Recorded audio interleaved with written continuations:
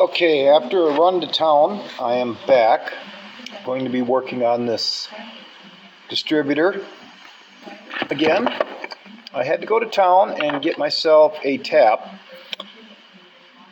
A little 832. I just went and got a Century. It's like $6, not a big deal. I didn't happen to have one, so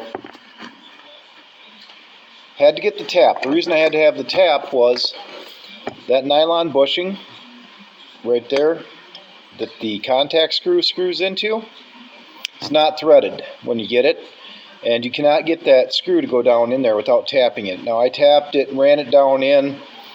Obviously tighten it up, but don't over tighten it, you're going into plastic. Pretty simple. Now the next step you're going to want to do is you're going to want to take your assembly with your weights on it, which I just had. Where did I set that? And you're going to have to set that down in. So your drive gear will be down in. Make sure it's lubed. I've already greased mine. Set it down in.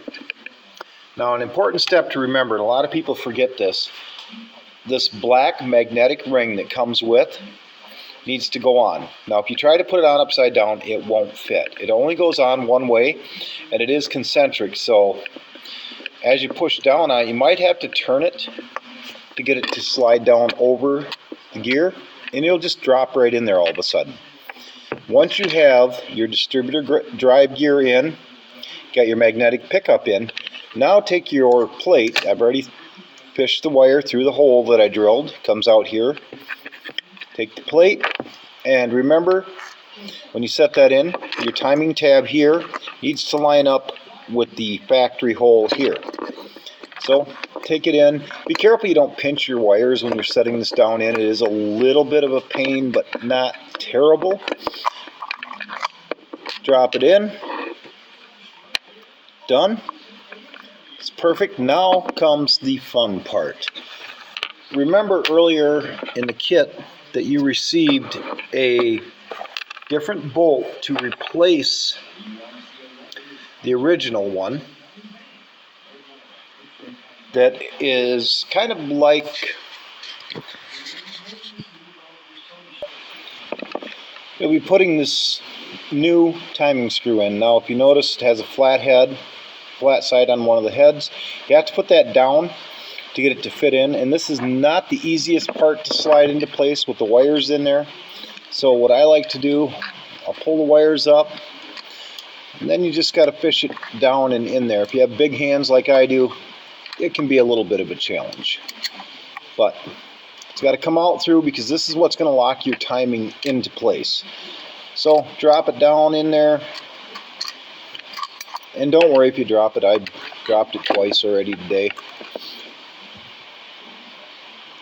You can use a pair of needle nose pliers to help you with holding it. I'm going to try and get it down in there like that. Take my little tool, dropped it in. Now it's not set the way it should be, so I have to turn it. So I turned it, now it's laying in there flat. If you can see, the flat spot is down. With that in, then you're going to want to put your locking nut on. I suggest just putting it on finger tight for now. But before you do that, your old timing screw cover is what I'm going to reuse.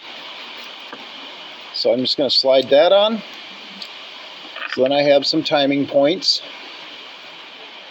And put the nut on to my new screw. And this will just help hold the assembly down in. And I'm not going to tighten it super tight. I'm just going to put it in enough to hold the unit in place while I continue to work on it. So now I have my nut on, and I'm ready now for the fun part. The C-clip that you had taken out earlier has to go in with the flat spot right here, so it'll clear that. And it does go around. Now when you look at it, you're going to say, wow, that's pretty close to that contact screw, but it works. So when you take that out and get ready to put that back on, just take it fish it around things, and you'll get it set in place.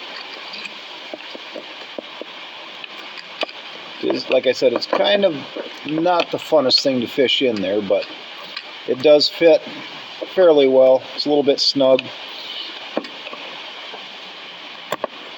Get it started down in the housing. Once you're started, obviously you want to make sure it locks in. You push it down if you have to. You can take another tool, push it into the edges. This plate actually locks down your distributor gear, so it's not going to come out. I'm pushing on the back, it's just not going anywhere. And like I said, when you look at it, you're like, wow, that's a little bit close.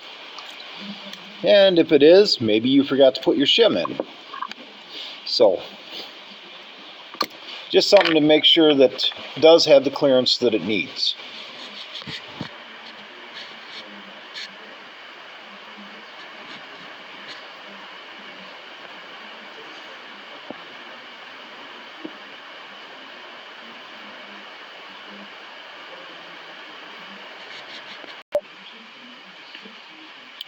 So I've got my parts in.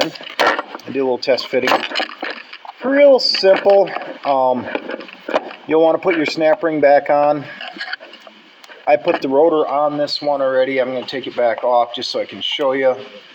And there's also a gasket that I slipped on just to make sure everything was fitting right. Now your new plate, your new gasket kit should come with the inside one. Now I did have, like I said before, I had to drill out, or not drill, tap out for the brass contact screw. I put the snap ring back down in here. It was a tight fit, but got that down in. I had to watch the wires. When you're sliding the plate down, you have to watch that wire as well. Once that's in there, slide your gasket over top. Helps prevent radio noise. Then take your rotor button. Now you'll notice right here there's a flat spot. There's also a flat spot inside your rotor.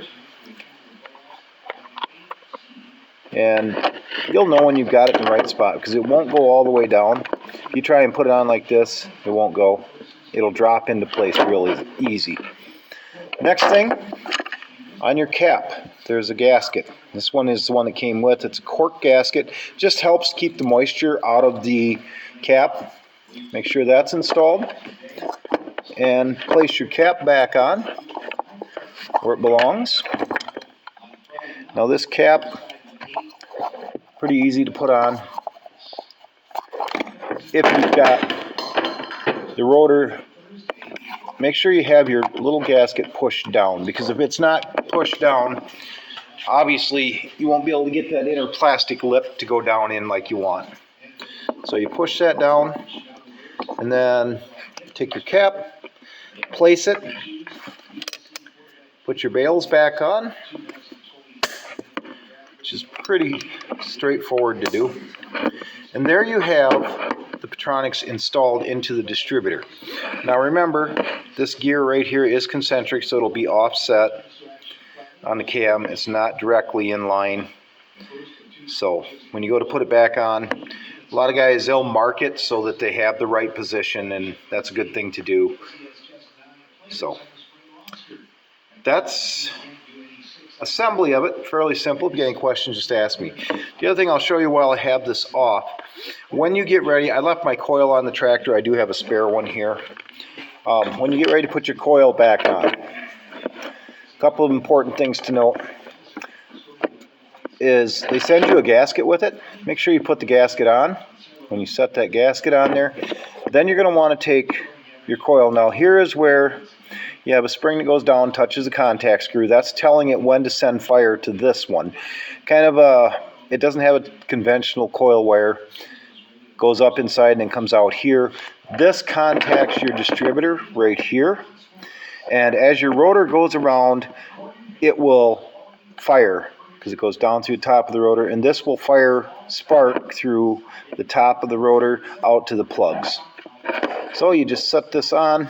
These Ford units were never really sealed that great, just kind of the way they built them. And some guys like to put their gasket onto coil first. That's what I recommend doing. I'm not going to put this one in here because I'm not using this coil, but then you'll set it down on there with the gasket on, and then bring your bail over top, and it's together. So then you're ready to reinstall into the tractor, and that's about it. So I will pause the video and try and get it in, and we'll see if it starts. Maybe that'll be a third, fourth video. The last part of this video that I'm gonna make sure I cover real quick with you guys. You have a gasket here that goes onto the distributor, slides right into place. Just try not to rip it as you're installing it. Take your time, put it in there. That'll go between the engine block and the distributor. Definitely makes it so that any oil that does come out, hopefully it'll hold it in and keeps moisture out too. So now we're ready to reinstall this into the tractor. I will take it over and see if I can get enough light so that we can see what I'm doing. So this is going to go back down in here. As you can see, there's my coil that I'm currently using. I have to put the gasket on it, and then the two bolts that I took out, one on this side and one on the other.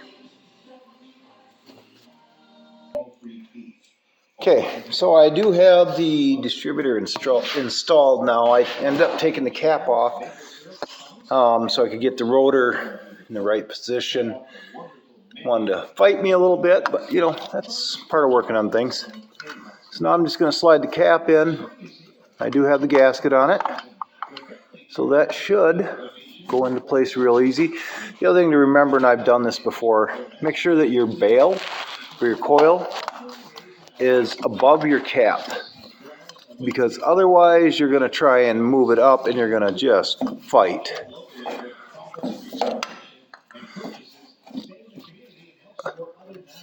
So just flip your bail up, and then obviously slide your cap in, and now the cap will fit. Should fit really well. Just got to get it lined up. Snap one side, then you got to snap the other on, and then your cap will be back in place. So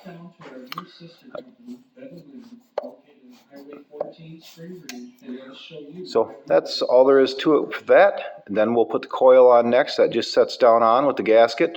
I have to put the gasket on the coil. And I'm going to pause the video while I finish this up quick. Okay, I took a break here so I could get some stuff done. I do have my wire now routed. I've got to finish tying it up. This is the power supply wire for the igniter. I'm going to tie it up to the outside. Not as clean as I'd like it. I'll probably at some point when I have time run it through the tube. Comes through, and I connected it to the switch side back here so that it's powered on all the time. So we will give this a try and see if it'll start. I haven't tried anything yet, so we'll